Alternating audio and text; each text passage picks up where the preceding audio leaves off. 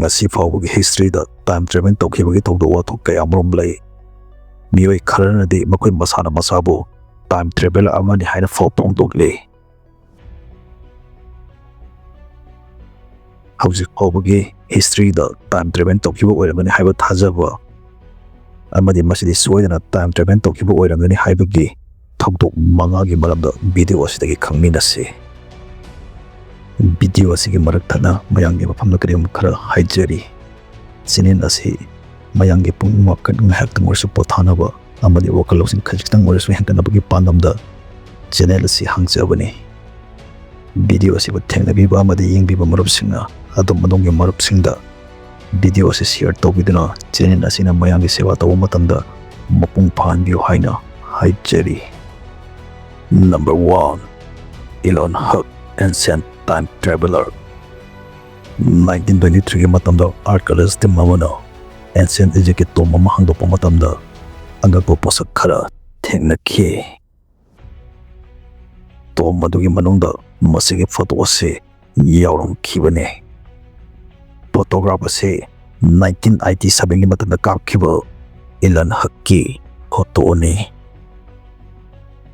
Photograph asina time travel tawba yai habagi tasien laba khudam oidoribara. 1923 gi matamdagi sahi homphung marigi feature gi matamda senaba dress hebba photo ase matok karamna ancient Egypt to masigi manungda yauram libano.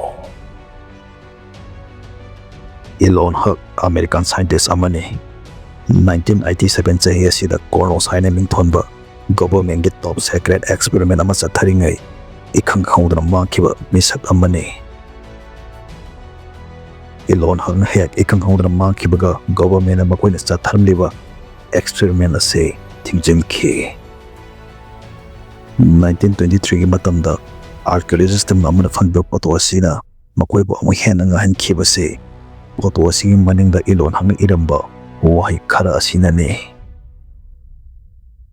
Ayhak time loop amada pandro leire masidagi matau karamna ayhak ki asingma matam halakani haiba ai khangde.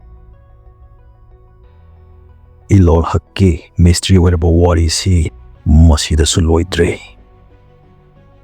Archaeologist singna 1980 haiba chahi sida su ancient Egypt tom amadagi su Elon Huck ki ahal wasilalaba photo amaga su phangkhi. Photo asida Elon Huck hawjiki matamda siznariba camera ama paiduna tom amagi mamangna leptuna leiri. Masida hena ngaglibasi photo asida 2025 ki June ki tarik 16 tharambasini.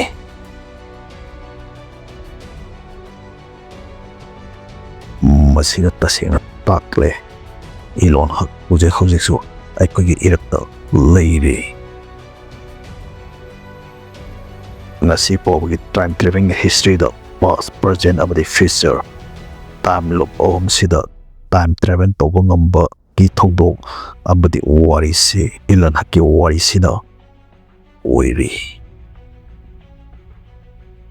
Number 2. Andrew Carcel.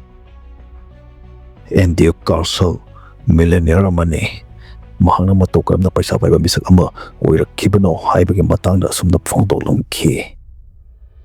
2003 sahi sida mahangna $800 khak stock market ta invest tawkhi. Mahang invest tawkhiba hapta ani hek surakpaga $350 million phangkhi.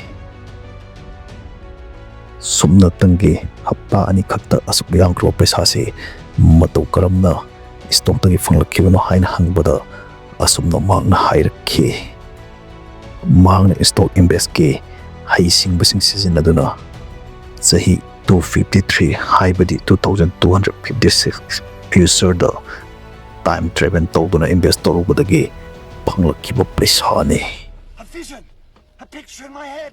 Mahangna phangdolibo hamsi niyoi ayambana thajade.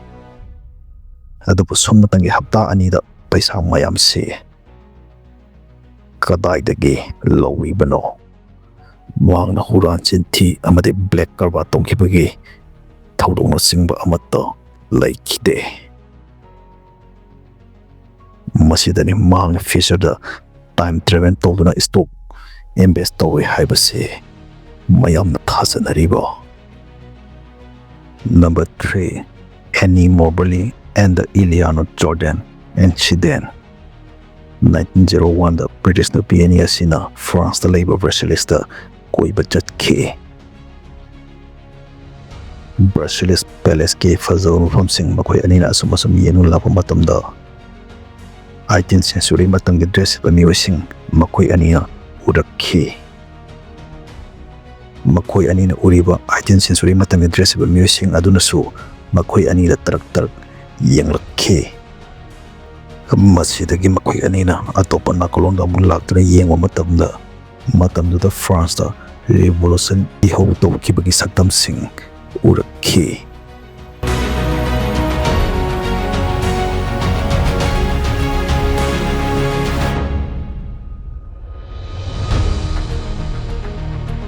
Matamda time travel thazadaba skeptics kanguna makoi ani urakibasing ado makoi anigi hallucination oirangani haina phongdokki.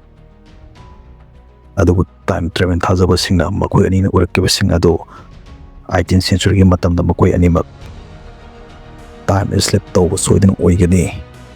Mikum amma khatangda makoi ani makoi hallucination thokpa haibase hoi thoktabani. Number 4. Sergei Krikalev. Sergei Krikalev Soviet Union ge cosmonaut amani. Mahangna space da numit 7:38 kuntramapan space da leiramki.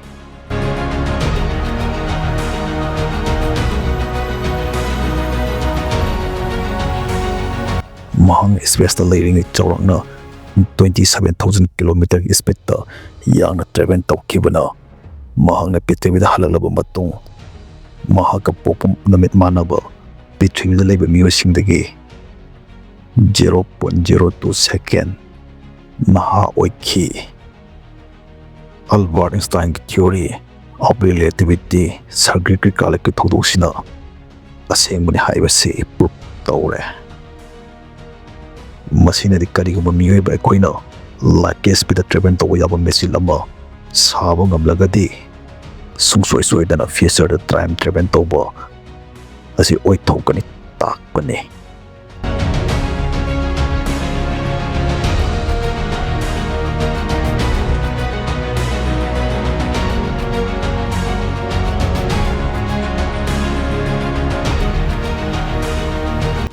Number 5.